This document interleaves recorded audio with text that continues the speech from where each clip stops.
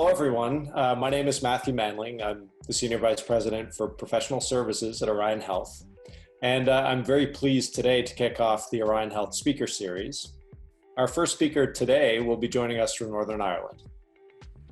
First, a few housekeeping items. If you can please keep yourselves on mute during the session, that will help reduce any background noise. And please feel free also to activate your video so that we can put a face to a name, especially for the third point, which is please submit any questions you may have or comments using the chat function. And those will be addressed and answered at the end of the session. It now gives me great pleasure to introduce the session. The Northern Ireland Electronic Care Record, or NIECR, has recently celebrated 7 years of transforming care on July 4th. To celebrate, the NIECR provides care professionals with a comprehensive record for every patient and provides services within the country of Northern Ireland. And to celebrate the NIECR's 7th birthday, last week users were invited on Twitter to give feedback about the system. And these have been a testament to the impact that the system has had throughout Northern Ireland. One user commented, "There is no doubt that this software has saved lives. I use it every day, and I'm very grateful it exists." So with that, I'll now hand over to Stephen Beattie, eHealth Program Manager at Business Services Organization, to talk you through how the record has developed and evolved over the past 7 years, and specifically how it has grown to empower care in the community. So welcome, Stephen. Okay, thank you for that, Matt. I will share the screen here, hopefully to bring up the presentation. Thank you for that introduction, Matt, and thank you for the opportunity to share some of the work we've been doing in Northern Ireland here with our colleagues. And thank you all for taking the time to be part of this. Just by a way of background, within Northern Ireland, our health and care structure is as presented here. So we have a Minister for Health, Mr. Robin Swan, and within that wider health structure, we have a public health agency, and then we have our Health and Social Care Board. We act as the Commissioner of Services within Northern Ireland. And within that, then there are 6 trusts, 5 hospital trusts and 1 ambulance service trust. Our health and social care system is an integrated system of health and social care. So it's all within the one service. There are then a number of arm's length bodies, including BSO, or the Business Services Organisation, that I represent.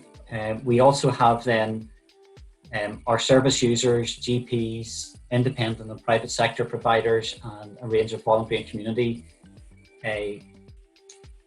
providers and stakeholders within the system as well. So onto the NIECR system, the Northern Ireland Electronic Care Record. As Matt had said, it went live in Northern Ireland in 2013. So we just celebrated our 7th birthday on the 4th of July. Over that time, there would have been a few years of a proof of concept and a lot of preparation work to bring us to that 2013 go live. But over that time, it has grown to be much more than just a clinical portal. It has introduced a lot of new enhanced functionality within the system. It has grown to have some quite staggering statistics. It's very, very heavily utilised and relied upon right across our health system, and a tremendous amount of information flowing into the system, and a lot of advanced functionality and services now layered on top of that. It's used by a wide variety of our health and social care community across the acute sector, community sector, GPs, independent sector, and within the community, as we'll touch on shortly as well. Again, as Matt said, we tweeted out around our 7th birthday there just to get some feedback on what people thought of the system during that time. And as we all know, clinicians don't tend to sugarcoat their feedback. If it's not right, they'll let us know. So it's all the more satisfying and pleasing when you read some of the comments that our health and social care professional community responded with. You really can't get much more significant than saying that it has undoubtedly saved lives, which is a tremendous accolade for any system. Almost equally as significant is the fact that it's the best thing since sliced wheat and bread, given how partial we are to our carbs here in this part of the world. That's quite a endorsement as well. I'll leave you to look up Unum Sanctum and come to your own conclusions of what Dr. Neil Black meant by that, but I'll leave that to your own discretion. Just again, some of the comments we've received.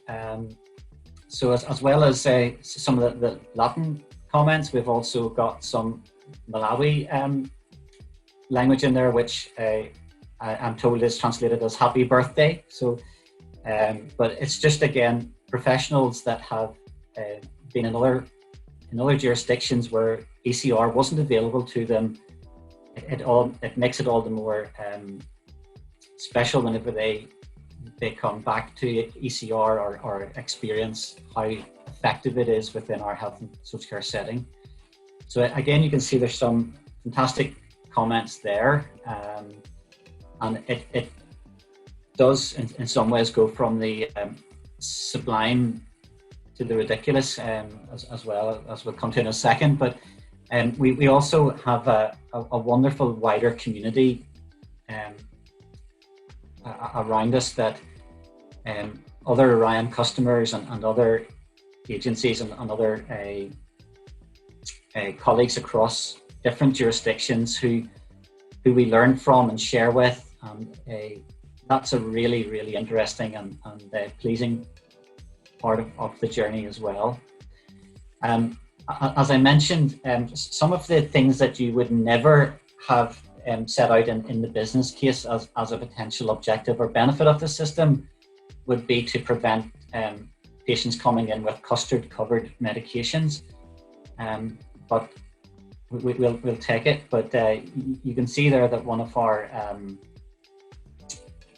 clinicians had pointed out just around the safety aspect in terms of that complete patient record, to be able to verify medications and so on. And equally as pleasing, we have comments from a very active patient advocate, Christine Collins. So it's again humbling to know that it's ultimately for the patient benefit and the safety and a better quality of care that it allows our healthcare professionals to deliver.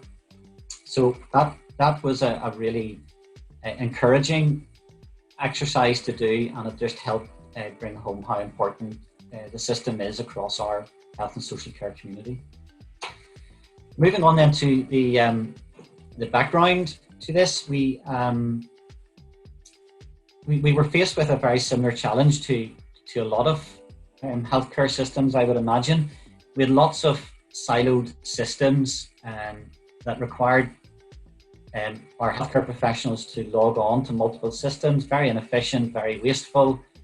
It was very difficult to pick up a clear, joined up view of the patient because you were having to pull information from so many different places. So what, in its initial variation, NIECR attempted to do was to bring all of the relevant information from those different downstream systems into one single pane of glass, one place where all of that could be accessed through one password, which was a major revolution and transformation with our health and social care system. So ultimately what this allowed us to do was put the patient at the center of this community. It allowed us to join up information flow in relation to that patient, but also allowed better information flow and communication across our health care professionals, both within the acute and community sectors, but also with our independent sector and community providers. One of the specific systems or elements of the NIECR that I wanted to briefly touch on was our Key Information Summary, or KISS. The Key Information Summary is a summary of relevant medical history and patient wishes for patients with long-term conditions, and also for those with palliative care requirements. The Key Information Summary, or the KISS record, is completed by the patient's GP, and it's completed on the GP system and then automatically fed through into NIECR. So that is conducted with someone who knows the patient well, who the patient trusts, and can have those important conversations with the patient. That information then is shared within NIECR to other health and social care professionals who need to have sight of that information to ensure the patient's wishes are considered. Some of the information that's gathered within that process is their relevant medical history, any of the patient wishes regarding end-of-life care and treatment, the different agencies involved with the patient, any care plans, decisions around CPR and advanced decisions in terms of end-of-life care, and as well as any contact details for next of kin and key workers. This is presented, as you can hopefully make out some of the how it's presented within the NIECR system itself. So it's integrated as part of the patient record, so it's very easily accessible by our health and care professionals. It presents all of that information in one place. You can see a continuation of it there. It also links out if there's further information in and around family and other decisions and input and access to care plans and so on. So it's again a very rich source of information for our clinical professionals. We had one very poignant example of where the ambulance service were called to a patient's home. By checking the KISS record on NIECR, they were able to determine that patient was not for admission to hospital. So they prevented something happening that the patient didn't want to happen, and would have been inefficient and costly admission as well, that could have been avoided and was avoided. Another major innovation for us, and this has been built up over a number of years, is our diabetes care pathway. This is where we shifted from being just a lookup resource within NIECR to actually embedding NIECR as a source record. So we managed to remove a number of separate instances of a standalone diabetic management system and incorporate that functionality within NIECR. The diabetes care pathway is used across a range of care settings in our system. It's used within our consultant and nurse-led clinics, and it's used by a wide range of our allied health professionals and multidisciplinary teams, both within the acute and community settings, which is very important also to have that flow and continuity of information across all of those different settings. Again, it copes again with patients coming in maybe with gestational diabetes and entering the pathway in that form as well. The care pathway has been set up structured into two main sections. We have a shared care summary part of the pathway that is generic and can be used across other pathways. So it prevents the need to duplicate and hold information more than once. And then we have a separate condition-specific section to the pathway, so the very specific information in relation to the diabetes care and treatment is recorded in its own section as well. But all of this is brought together in one place for the clinicians as they interact with the system. Some of the information that is gathered in that shared part of the record would be the generic information around the patient's lifestyle, family history, any existing education and learning elements to their care and treatment, contact details, and so on. So that, as you can see, is a very generic and useful general collection of information in relation to the patient's care. And then what that allows the multidisciplinary teams and professionals to do is to add in their own notes, progress notes as they go around in terms of each encounter with the patient. And that's, again, a multidisciplinary view. So what the podiatrist records after seeing the patient, then the dietitian could see, or the nephrologist or whoever's needing to look at the patient needs to see, or the diabetes doctors that are specialising in the different elements of their treatment as well. So it's a wide range of professionals inputting their specific elements that can then be viewed by their colleagues. Again, it pulls in information from different parts of the pathway, as well as other parts of the system in terms of laboratory results and other diagnostic tests and so on, bringing it all into one place, again, making efficient use of the information that's gathered. So here's an example of a food assessment pathway. So it's got all of the very specific and pertinent information in relation to the podiatry elements of the diabetes care. But that then is a similar idea as you go through other specialties and part of the multidisciplinary teams around the dietetics side, for example. But what happens then is all of those different multidisciplinary team clinical documents and progress notes and assessments are all available in one summary form that can be accessed by the entire medical team treating the patient. So it's very much broken that siloed approach that was previously the case.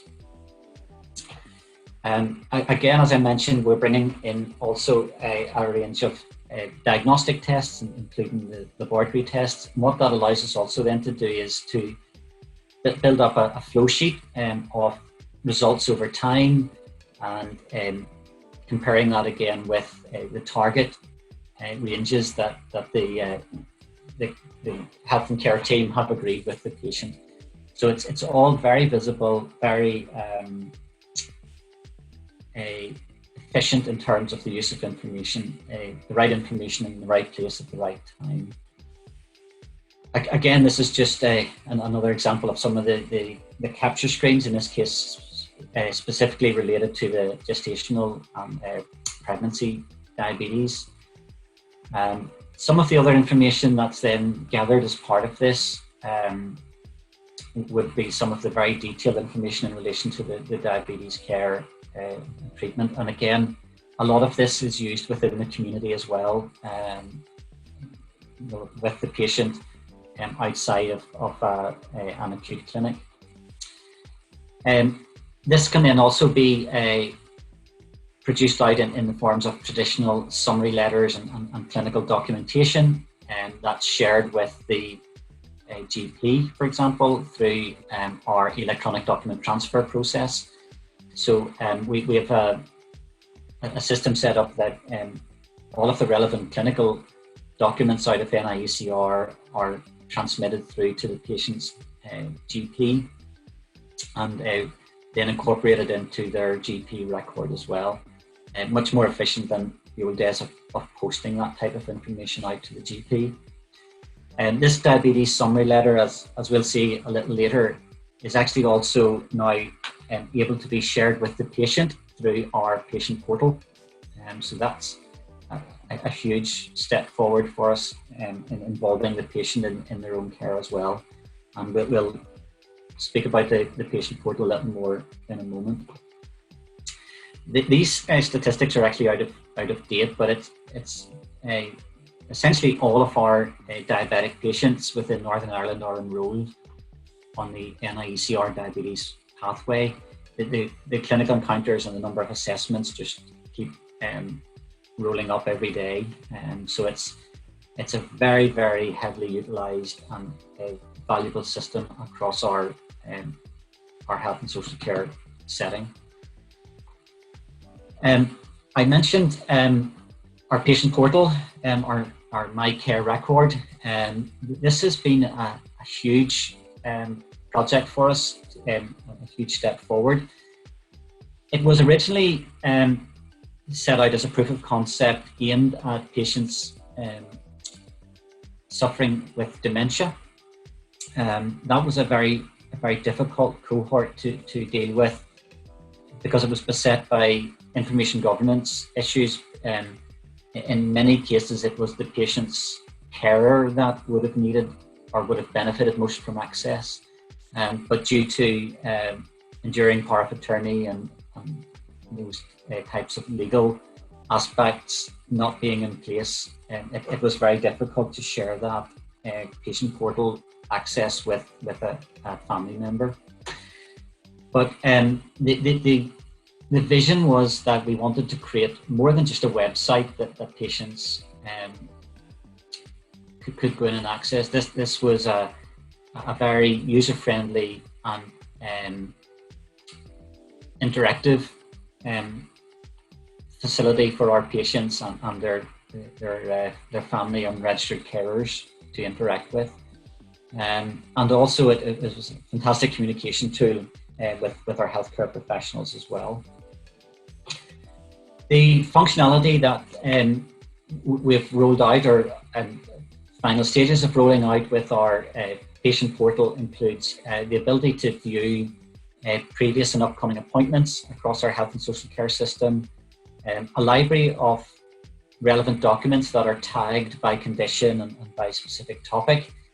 So this is a trusted source of information that patients can refer to, rather than searching Google and coming up with all sorts of maybe less accurate information. This is information that has been put on and is curated by our healthcare professionals. There's a shared files facility which allows clinicians to share documents directly with a specific patient, or a patient to share information files or documents into their healthcare professional as well. Clinical documents, as I mentioned, that would be the likes of those encounter letters or clinic summary letters that are coming out of the system. And again, they can be provided directly to the patient via the patient portal as well. There's a circle of care facility where patients are able to record both people within the health and social care system who are involved in their care, as well as family members and others that are maybe from a voluntary sector that are involved in their care as well. So again, it's a very useful tool to see and be able to contact, if required, people involved in a patient's care. There's the facility to set goals for the patient to achieve, and those goals can then be tracked and monitored over time, as well as the ability to bring in and display diagnostic results. And again, some of the challenges around how we display that information to a range of patients that have maybe different levels of clinical literacy. So it's making that information meaningful to the patient and useful to the patient without causing confusion and alarm. So the front screen is quite fresh, again, possibly because it was initially aimed at dementia sufferers. We purposely made it a quite clean and clear interface, and hopefully very intuitive to use. As I mentioned, the appointments, you can see past appointments and upcoming appointments, which is a very useful aid memoir for the patient. It also has the function to link out to provide a map of the location of where the clinic is, for example. So it's a very patient-friendly and useful tool to have.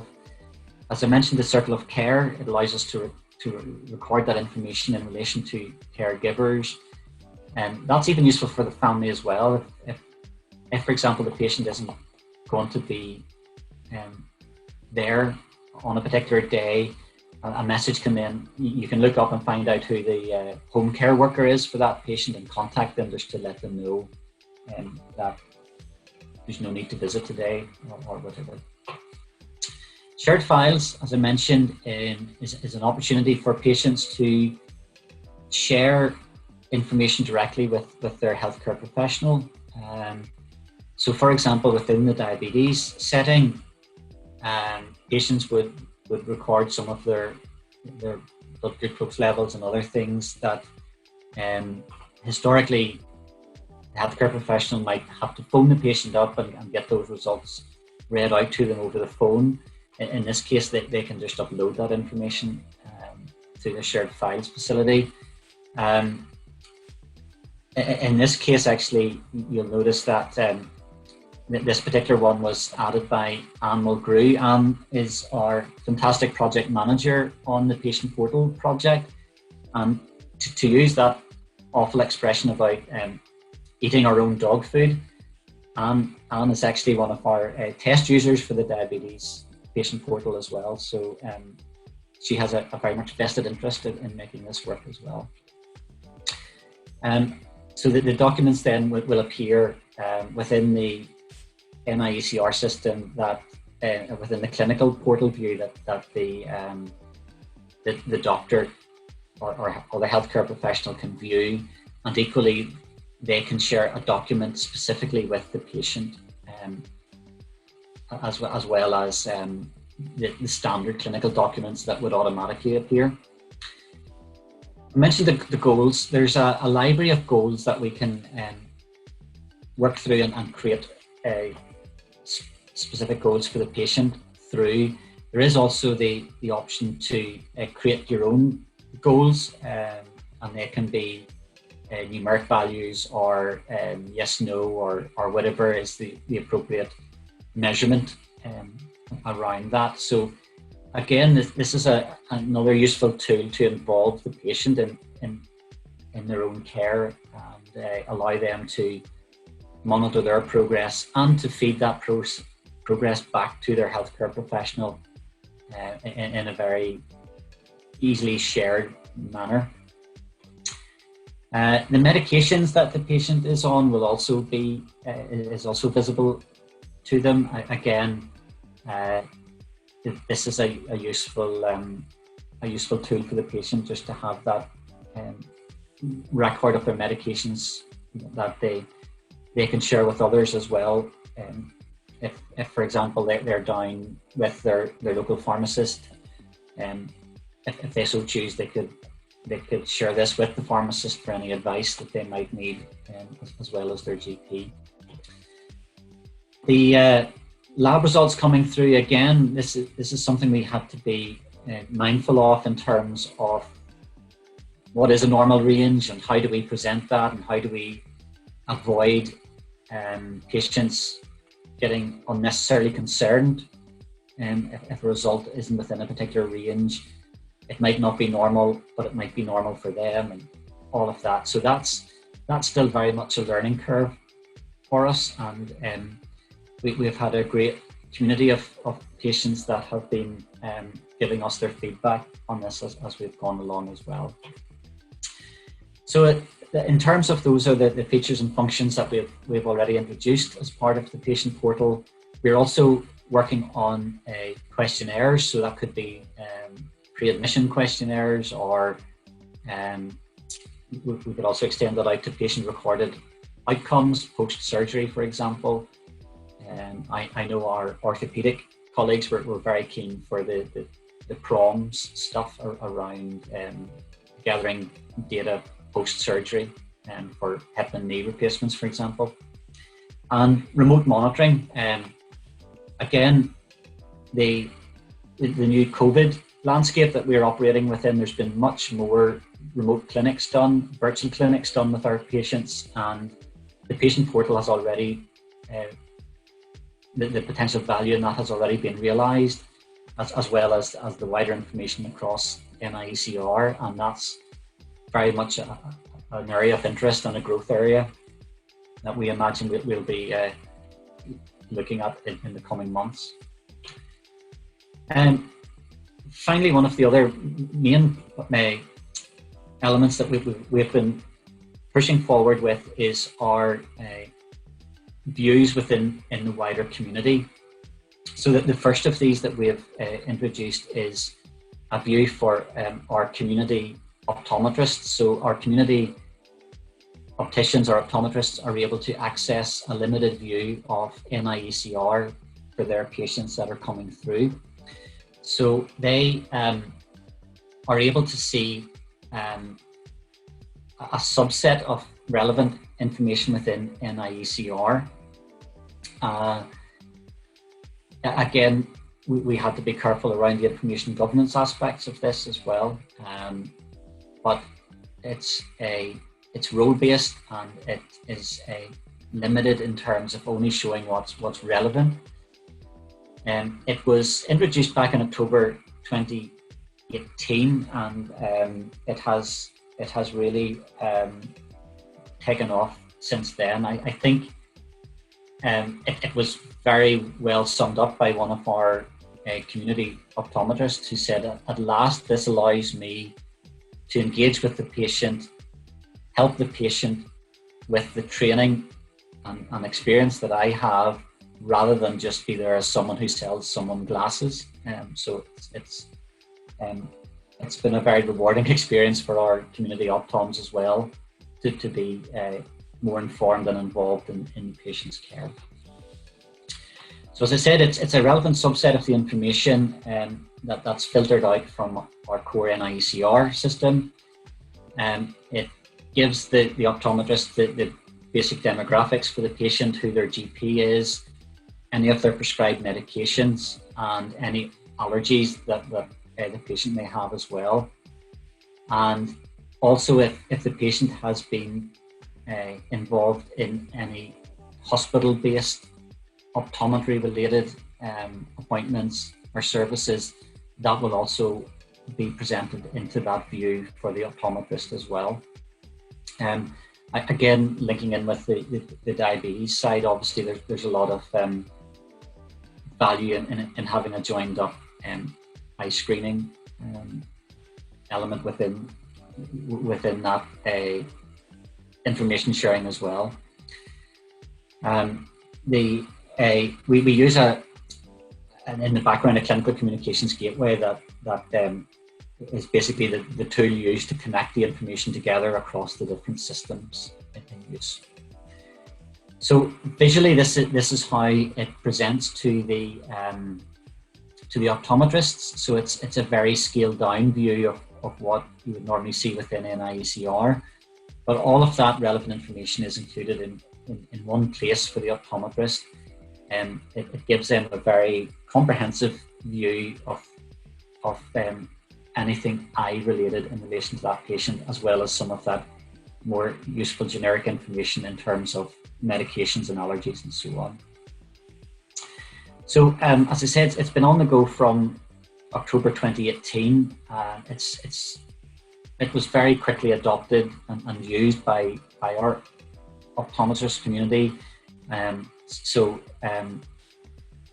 think we had about 62%, or it's certainly in the 60s of optometrists and optometry practices using this system. And as I said, the quote there from one of the optometrists was, "I can now use my training experience qualifications to help the patient or client rather than just sell them a pair of glasses." So it's benefited the patient substantially as well.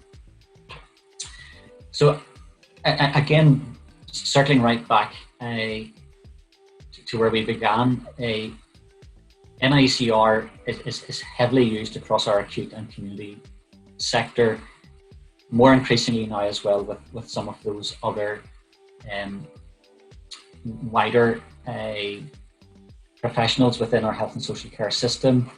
We are also working closely with our independent sector providers as well, because we realise there's a need there to share information.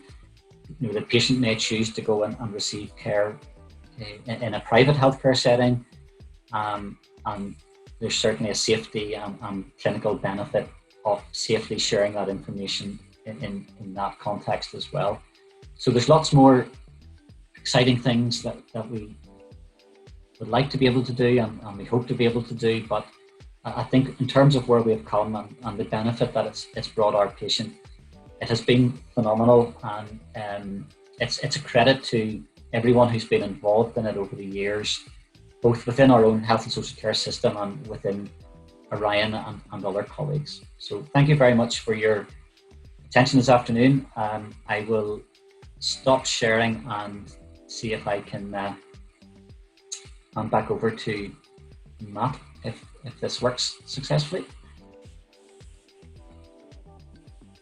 Stephen, thank you very much today for that. That was illuminating, and it really drives home the point that when you have the right access to the right information at the point of care, wherever that point of care may be, it helps the patient. It was really inspiring.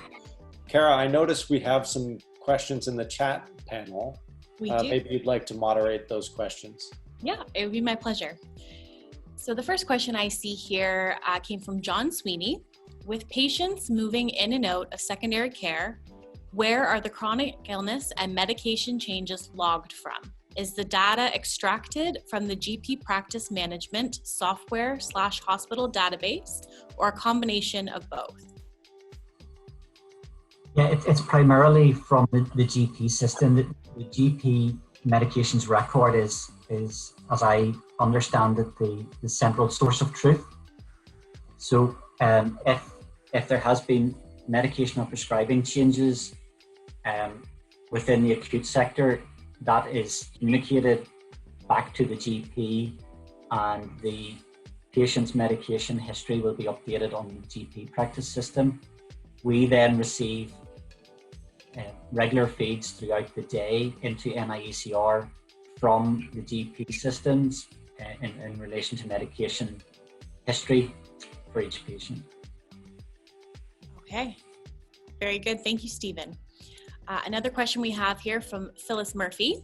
Was the integration of the ECR led by primary or secondary care, or both?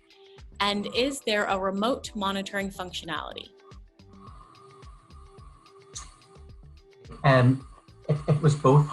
We initially had a clinical oversight team, and I think it was important to highlight. I think a lot of the success of NIECR has been the fact that it's been clinically driven and clinically led from the beginning. So we had representatives from acute and primary care from the beginning on that project team. So it ensured that the interests of all of those different professionals were captured and catered for from the outset. And I think because they owned it, that has been why it has been so well adopted by our healthcare professionals. I'm sorry, the second part of that question was? And is there a remote monitoring functionality? We don't have that at the moment. The closest we have to it is during this particular COVID scenario, we've been doing a lot of remote clinics with patients. Again, the professionals have really valued having NIECR open in front of them. The patient portal will allow some sharing of information with the patient, and will also allow the patient to upload some information. But we, as part of our potential expansion of the patient portal, we would be very much interested in looking at a more significant remote patient monitoring facility, and I know we've had a few demonstrations of the Orion product set on that, so we'd be quite excited to look at how we can introduce that within our patient portal environment. Excellent. We have a question from Sanj De Silva. How long did it take to get to this point of the implementation? And how many unique users do you currently have using the NIECR? Sure. It took, well, as I say, there was a 2-year proof of concept.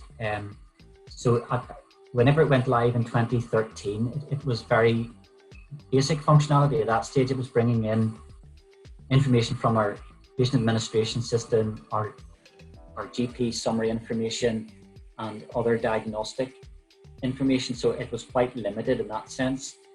It very quickly expanded on that. So over the 7 years that it's gone live, things like the diabetes pathway is probably in existence about 3 years now. Patient portal is probably about 2 years. So it's been an incremental expansion and growth of functionality, and we've been interfacing more and more systems as we've gone along. I think we have somewhere approaching 100 different systems interfacing into NIECR now. So it's pulling information from lots of different places. We have about, I think, 60,000 different registered users, of which approaching 30,000 would be what we would call regular users. That means that they've logged in within the last month. And given the size of our service, that's a very, very high penetration rate across our health and social care system. So if we break that down by different professions, it's 100% of our medics, and it's a very high 70%, I think, around of nursing staff, etc. So it's very, very heavily utilized, and our user numbers grow in the region of about 300 to 500 per month. As we were gearing up around the COVID pandemic response, there was a huge increase and a huge jump in the number of users as well. So, for example, we commissioned one of our hospitals as a Nightingale hospital, and patients for other surgeries were then diverted out into the independent sector. So we had to very quickly get accounts and get those independent sector clinicians access to NIECR, so that created a huge spike in our user base as well. Excellent. We have a question here from Chris North. How were information governance issues managed around highly sensitive and confidential information? Requirements for mental health records, example given, only specific information released on a need-to-know basis. Yeah, well, from the outset, again, we had an information governance committee that was actually chaired by a retired GP who had a specialist role within information governance in that setting. So that was very important and very useful to keep that right from the outset. Within NIECR, it's very much a role-based access control system. So you will get access to different views and different functionality depending on your role. There is a limited amount of that very sensitive information will be presented, and the very sensitive information that's maybe more related to social care elements or social services interventions. We've got Orion to develop a break glass facility.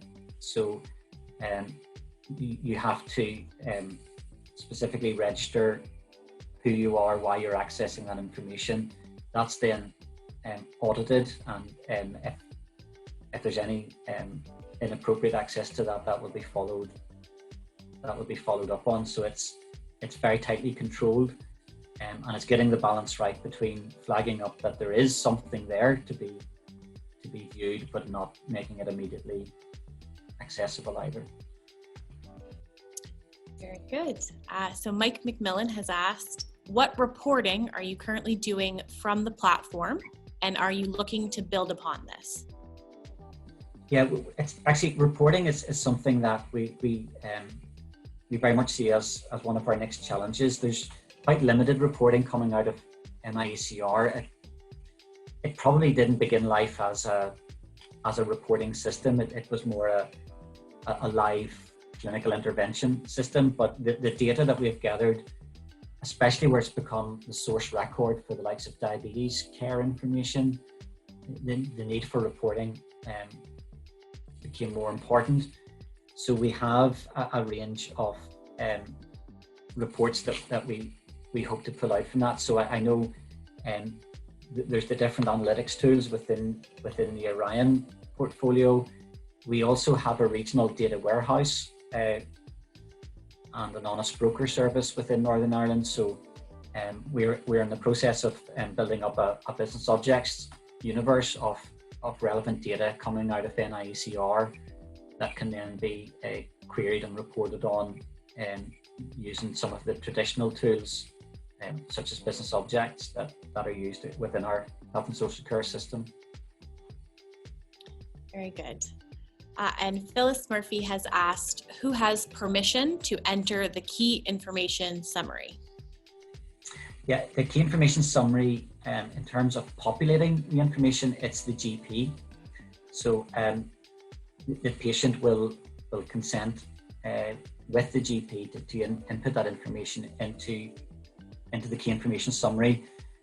The GP will make the patient aware of how that information is used and with whom it could be potentially shared. And again, that type of scenario is covered within our privacy notice around NIECR as well. And the value of the GP doing that, as I say, there's that relationship already established there. There's a trust and an understanding with the patient and their GP. Very good. Ken Booth has asked, when you speak of accounts, are there unique user accounts providing access to a URL? How do you manage the user accounts? And are there any single sign-on options? Yeah, it's a single sign-on facility through into NIECR, and in the background it will have designated based on your role. There's quite a sophisticated set of parameters in the back end that will determine what screens and what functions you have access to based on your privileges assigned to your user account. So it's an individualized, well, not necessarily by person, but by profession or by role. It's very much a role-based access model. Okay, great. Well, I think that brings us to the end of our questions that we've collected in the chat for today. So I think at this point, we'll probably give you a few minutes back of your day, if that's okay. But on behalf of everyone, we'd like to thank you for attending today's session. And on behalf of Orion Health, we'd like to thank you, Stephen, for your time and for answering these questions at the end. I think that dialogue is always most welcome. And if anyone would like to let their colleagues know, we'll be sending out the recording of the session afterwards. And you can direct any questions you have back through Orion, and we'll be sure to get those over to Stephen.